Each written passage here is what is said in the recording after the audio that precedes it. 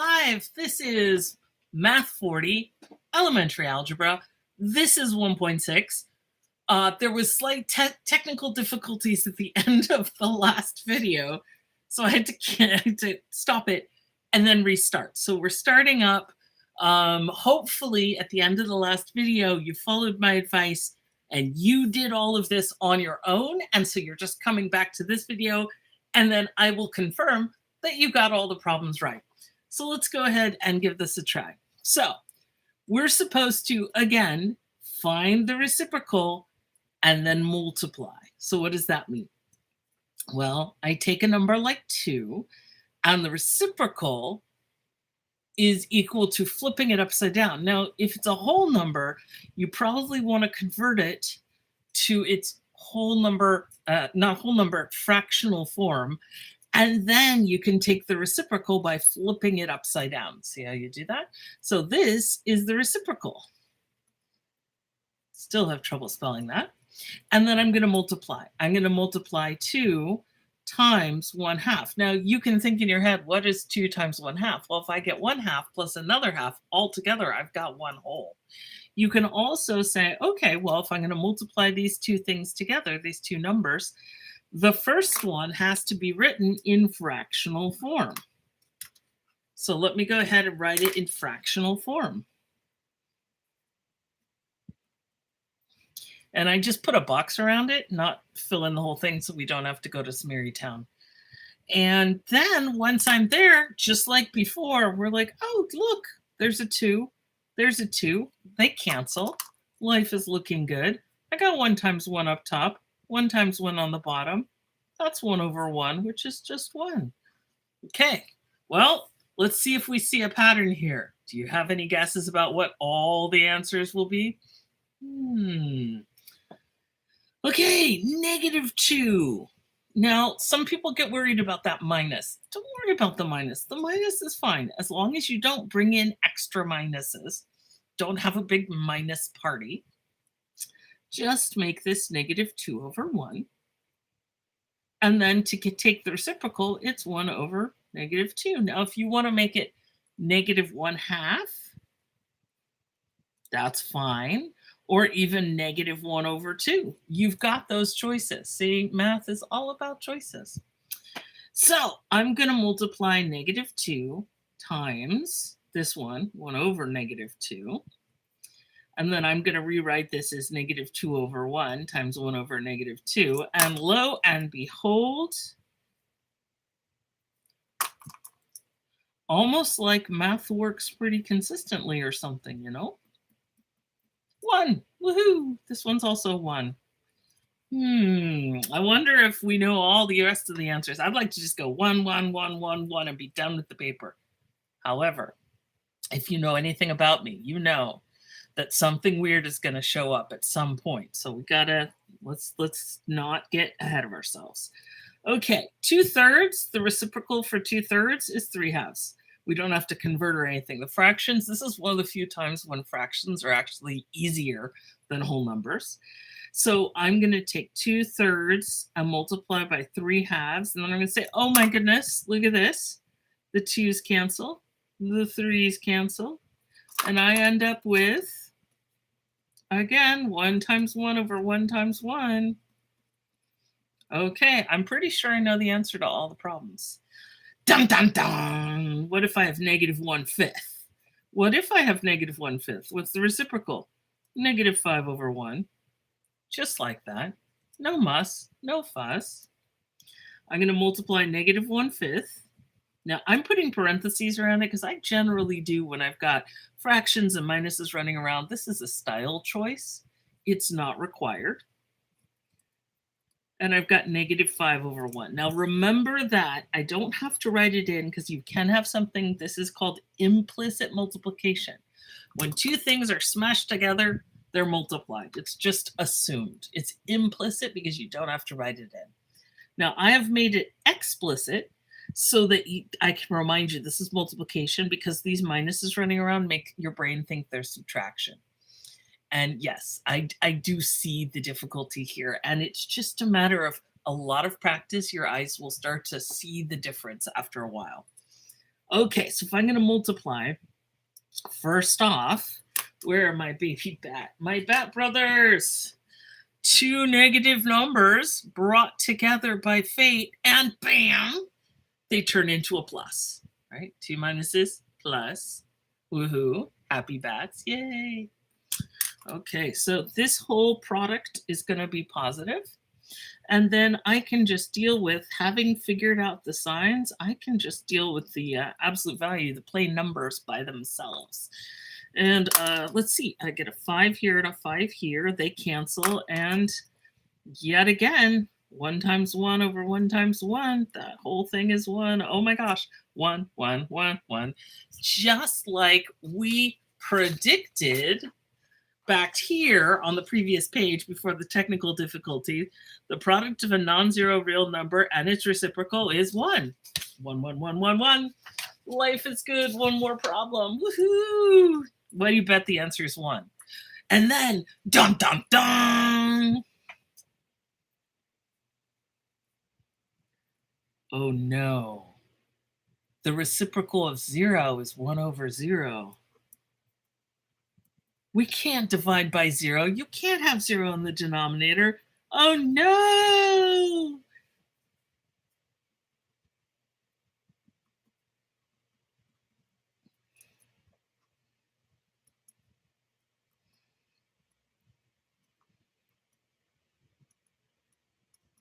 True story, I can't talk and spell at the same time, so sorry about that. So you can't let 0 get into the denominator. Run away!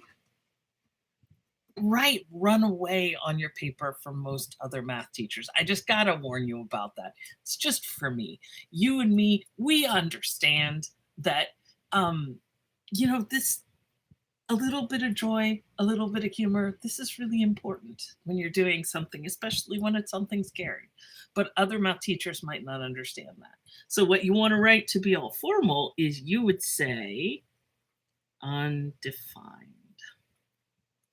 Basically, that means you tried to do something, or you tried to tell me to do something that is not defined. It doesn't actually correspond with a real answer. Did you see what I did there? Real? Yeah. Okay, so next up, some facts about division, because now we're getting into division. Division comes from multiplication, and some people will actually claim division and multiplication not really that different. So if I ask you, what is 6 divided by 2? Well, a lot of people would say, well, okay, I can do my 1, 2, 3, 4, 5, 6. I can draw my 6 black olives, and then I can divide them into 2 parts, and each part has 3. Another way to look at it, though, is to say 3 times 2 equals 6, right? 2 groups of 3 give you 6 total. So 6 divided by 2 equals 3. And this is how division comes from multiplication. Multiplication was the first concept, and then division is basically, it's undoing the multiplication.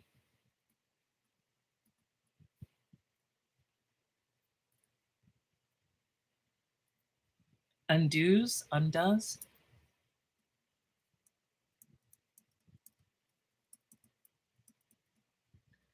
They are, well, we would want to say in English, we want to say they are opposites. It's the opposite thing. But in math, we call them inverses. So we're going backwards.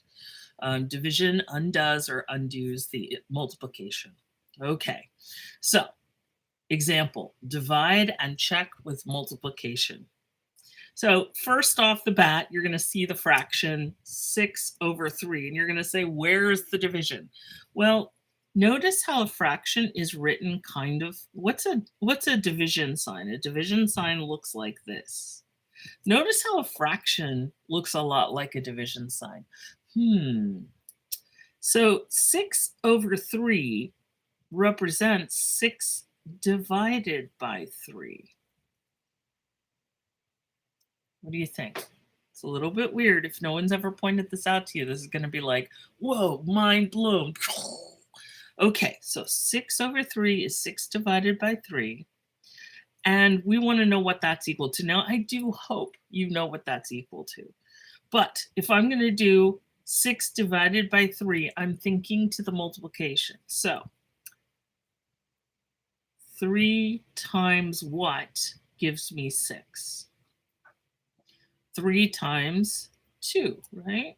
Up there. So 6 divided by 3 equals 2. What do you think? Kind of woohoo? Let's try another one. Negative 27 divided by negative 9. So negative 27 divided by negative 9 equals what? Well, what I want to find is I want to find a way. What I want to do is I want to say negative 27 is equal to negative 9 times what? And then we think to ourselves, what times negative 9 would give me negative 27? So let's think about this. There's already a minus here. See, there's the minus. So this number should be positive. That way we preserve the negative. If I multiply by a negative number, what ends up happening? The two minuses come together and make a plus. So this should be a positive. So it's positive something. And then I think to myself, how do I get from 9 to 27? Multiply by 3. So double check, negative 9 times positive 3. I've got one minus, so I end up with a negative. 9 times 3 is 27. That works. So then over here, negative 27 divided by negative 9. So if I undo and I unravel this multiplication, I get, oops, there we go. What? I didn't see a mistake anywhere. So the answer is 3. What do you guys think? Kind of, sort of. So we're doing division by thinking about multiplication. It might be a little weird. It might be a little new. If you can do the division without thinking about the multiplication, that's fine. But we will come back to this connection, believe it or not, in many, many math classes to come. So I just want to plant this seed. Multiplication and division. Have you ever seen them in the same room at the same time? I think not. I wonder if there's a connection there. Okay, next up. So the next thing we need to be able to do is just straight up divide. So what does it mean to just straight up divide? Well, if I ask you to divide fractions, you have to remember what the trick is. And with fractions, you go straight to multiplication. So I'm going to rewrite it. 2/3 divided by 4/5. Do you remember the trick to doing this? You're going to change it to multiplication. So the 2/3 stays exactly the same. The division turns to a multiplication sign. And then do you remember what we do with the 4/5? It's kind of weird. We flip it upside down. Now, I do know why this flips upside down. And my offer to you is if you want to come to my office hour or go to the tutoring hour or ask me whenever you want to ask me, I can explain why this works. However, I found that for most of the class, people are like, you know what? I just want to know that it works, not how it works. So I'm going to leave that out right now. And I'm just going to say, this is how you do it. If you've got division of two fractions, you change it to multiplication, you flip the second one, okay? And then once we do that, then we say, oh, well, wait, this is nice because I see a 2 and a 4. So what I see is 1/3 times 5/2, which is 1 times 5 all over 3 times 2, which is 5/6. Woohoo! So how many times does 4/5 go into 2/3? Well, 5/6 of it does, not the whole thing. Okay, next question. Dun, dun, dun. This one is not simple because this requires 2 steps. We need to convert 2 1/3, a mixed number, into an improper fraction. Generally speaking, mixed numbers, although people really like them, are not really useful when we're doing arithmetic. When we're doing arithmetic, we need the improper fraction. I don't know who named it an improper fraction. I'd like to find them and have a few words with them, because this makes people think that it's bad, and it's not. It's totally awesome. Improper fractions are the bomb. Okay, so let's do that here. If I've got 2 1/3, hopefully a lot of you remember this, but in case you don't, I will jog your memory. The first step is you're going to take 2 times 3, and you're going to get to 6. And then you're going to go up to the 1. You're going to take the 6 and add the 1. And I'm going to get 7.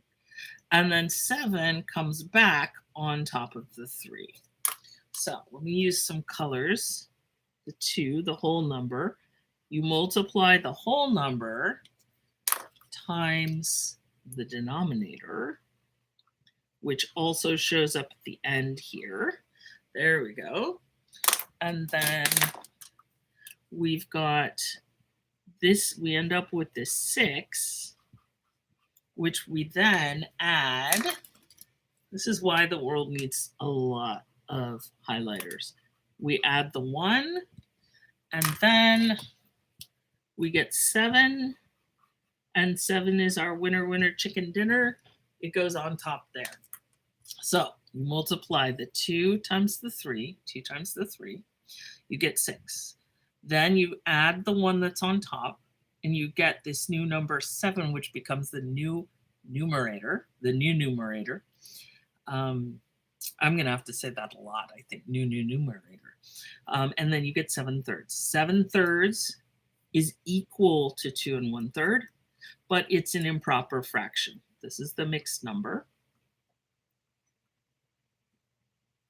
This is the improper fraction. Okay, next up. Now I take the 2 1/3 divided by 1/6, and I replace it with 7/3 divided by 1/6. And then I have to remember, okay, division be gone. It's a magical spell. Division be gone. And we turn it to multiplication. But in exchange for changing this to multiplication, we have to flip this guy upside down. And it has to do with the way division works. And it has to do with working on 2 sides of an equation, which at this point we technically haven't talked about yet. So again, we're just going to learn this as a technique. And if you have any questions, you're going to ask me outside of class/lecture. Now I'm going to look at this and go, wow, what a great opportunity to reduce. I get 7 times 2 over 1, which means I've got 14. How many times does 1/6 go into 2 1/3? 14 times. Woohoo, that's not nothing. Okay, let me peek. I've got one more paper. You think we can do it? I think we can. It's a word problem. Dun, dun, dun. Don't worry about the word problem. Look at the cute bats. Oh, look, cute bats. Here's Godzilla saying, hey guys, don't worry. It's just a word problem. Everything's good. And in fact, here's even a squirrel. Hello, here's a squirrel. So see, we're surrounded by our forest friends. Yes, my forest has Godzilla and bats. So and squirrels. I wish. So let's do the word problem surrounded by friends who are very supportive. Okay, over an 8-year period, I'm just going to read this to begin with. The value of a $150,000 house. I know, this is hilarious. This came from the book. I know, there are no houses this price in this area. But other parts of the country, you could totally buy a house for this.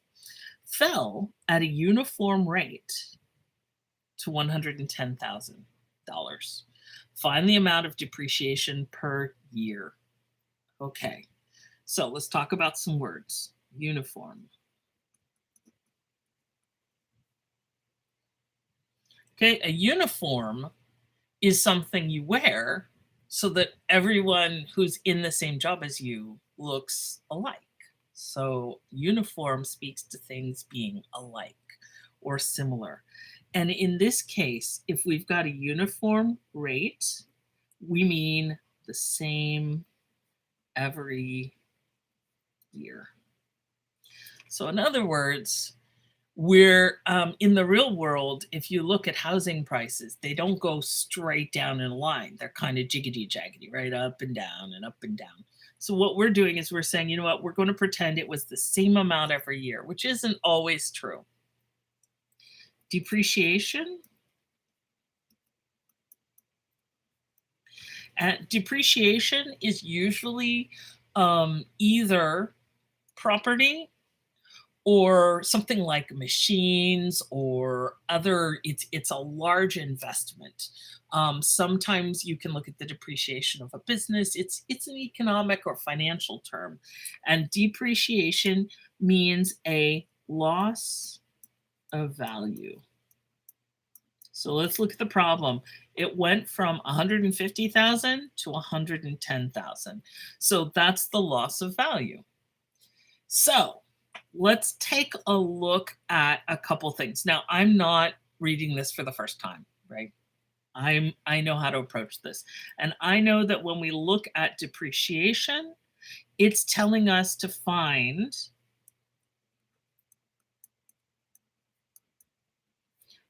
the total loss. Okay, so here's where the subtraction comes in that we already studied. I've got 150,000 to begin with, right? And I'm going to subtract 110,000, which either you can use your calculator or you can use your brain. And 150 anything minus 110 anything will give me 40 of those things. 150,000 minus 110,000 is 40,000. Okay, that's the total loss. Find the length of time. Okay, and in fact, we don't have to even calculate this. We're told right there, 8-year period. So if I can do the highlighter first, I won't go to Smeary Town. 8 years. And I realized, let me pause for a moment. I'm going to highlight the 150 is right there. And then I need a contrasting color. Let me use the pink. 110 goes right there. Okay. So as I'm working through a word problem, I'm trying to be very conscious of the fact that there are numbers. Sometimes they're written in numbers, sometimes they're written as words. So you got to be very careful. I've got a number 8, I've got 150,000, I've got 110,000, and it looks like I have used all the numbers. So now I'm going to go back and reread this. And the last sentence of a word problem usually is where we go to find what it is they're looking for. Find the amount of depreciation per year. Ooh, sneaky word, per. Per means divided by.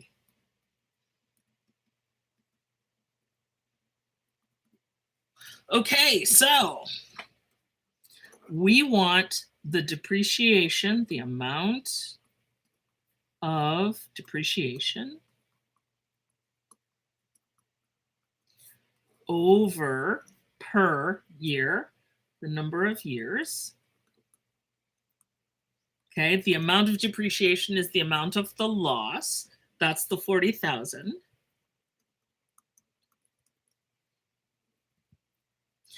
And then the number of years we've got right there, that's 8.